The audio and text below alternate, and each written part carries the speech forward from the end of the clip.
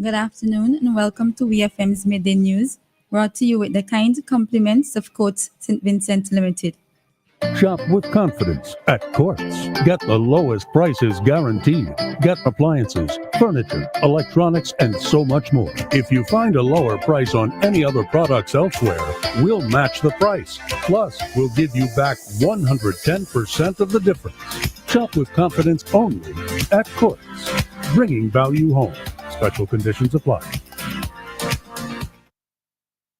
Welcome back to WFM's Midday News, brought to you with the kind compliments of Courts St. Vincent Limited. Police on April 1st, 2025, arrested and charged Alvan Richards, a 45-year-old resident of Diamond and Kingston, with the offences of criminal trespass and damage to property. According to investigations, Mr. Richards allegedly entered the premises of the Teachers Cooperative Credit Union Limited, located at the Yard, with intent to commit the offence of theft.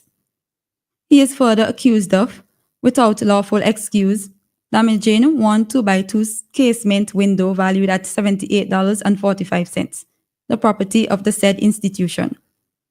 The alleged offences were committed in Paul's Avenue on March 11, 2025.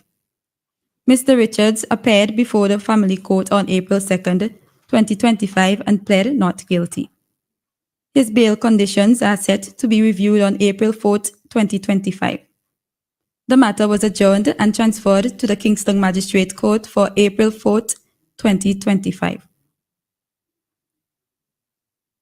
On Monday, March 31, 2025, the government of St. Vincent and the Grenadines, with financial assistance from the Alba Bank, received 17,500 boiler tricks to support local poultry production.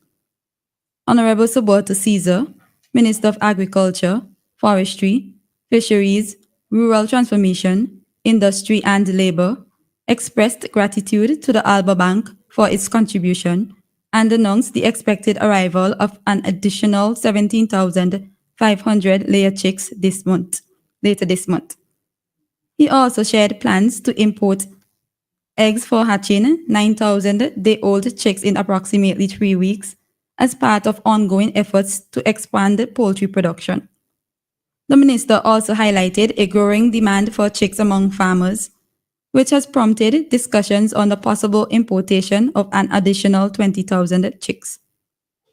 Ambassador of the Bolivarian Republic of Venezuela, His Excellency Francisco Perez, reaffirmed Venezuela's commitment to supporting the agricultural sector and ensuring food security.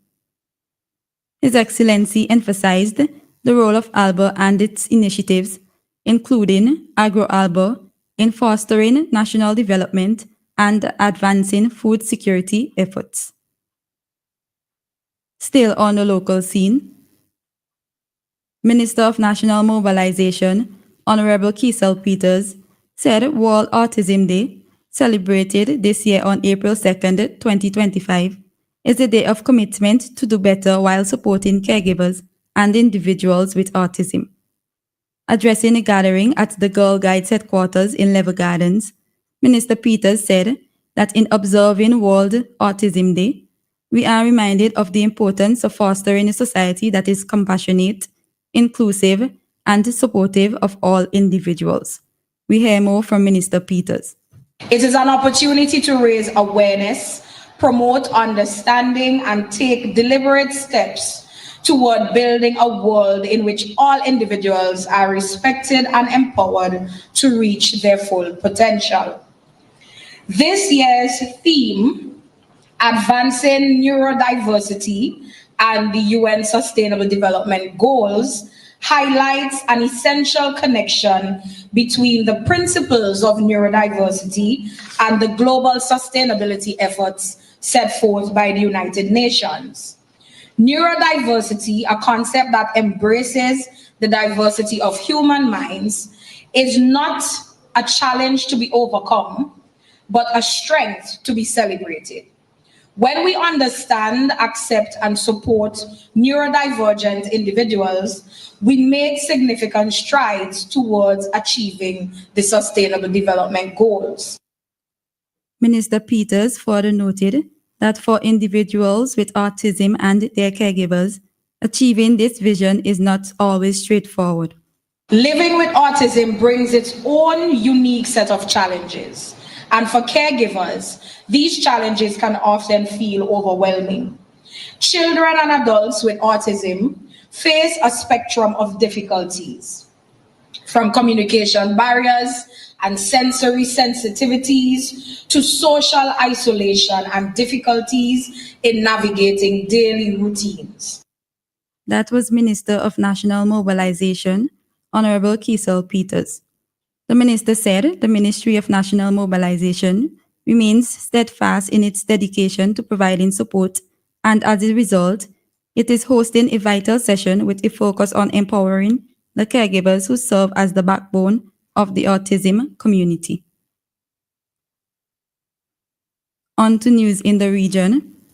The Department of Environment in St. Kitts has announced that effective April 1st, 2025, the distribution of plastic t-shirt bags will be prohibited under the newly enacted Plastic Waste Reduction Act 2025.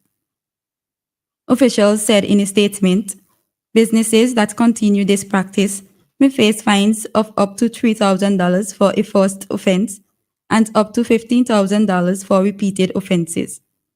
Environmental officials are strongly encouraging all business establishments to begin immediately transitioning to more eco-friendly alternatives. Recommended options include paper bags and reusable shopping bags. Work on demolishing the National Stadium in Barbados is set to begin in 2 weeks, paving the way for the construction of a world-class, state-of-the-art $80 million facility. On Tuesday, Minister of Sport Charles Griffith revealed that the structure, which has been out of use for several years, will be demolished by a Chinese company, Beijing Construction Engineering Group, between April 15th and 16th. The demolition phase is expected to take around 3 months, with the new National Stadium is estimated to be completed by 2027. The first phase of the construction will see 10,000 seats being accommodated, with an additional 10,000 seats for a later expansion. Speaking during a site visit at the Waterford St. Michael Stadium, Griffith admitted that while work on the National Stadium had been delayed for some time, he was glad to see the process soon to be underway. On the international scene, a federal judge has permanently dismissed the criminal case against New York City Mayor Eric Adams, weeks after the Trump administration directed prosecutors to drop the corruption charges. The move led to the resignation of Manhattan's top federal prosecutor, who accused Adams of striking a deal with the Trump administration to dismiss his case in exchange for immigration enforcement. The judge dismissed the case with prejudice, which means the Department of Justice cannot refile the charges against Adams based on the same evidence. Judge Dale Ho said his decision to drop the case permanently ensured that the administration could not use the indictment as leverage over Adams or the city of New York. Adams was charged with conspiracy, fraud, soliciting illegal campaign contributions, and bribery. He had denied any wrongdoing. Finally, in sports, the United Kingdom is set to host the 2035 Women's World Cup as the sole valid bidder for the tournament, FIFA President Gianni Infantino says. England, Scotland, Wales, and the Northern Ireland submitted a joint expression of interest in March to hold the World Cup across the home nations. Under FIFA nation rules, the tournament must be in Europe or Africa.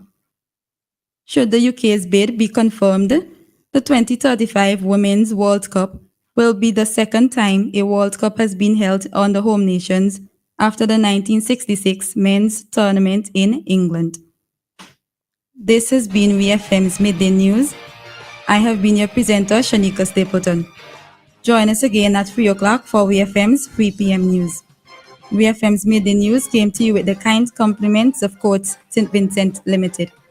Looking for the right pair of frames to make you look glamorous? Come to Quartz Optical. You'll find a wide selection of stylish frames from Prada, Ray-Ban, Armani, Converse, Vogue, plus new arrivals for you to choose from. Get up to 30% off lens and frames, 15% off cash purchases $999 and over. Plus, you can book your eye examination appointment online today at quartzoptical.com. Wear it today and pay later with Quartz Ready Finance. Quartz Optical, value you can see.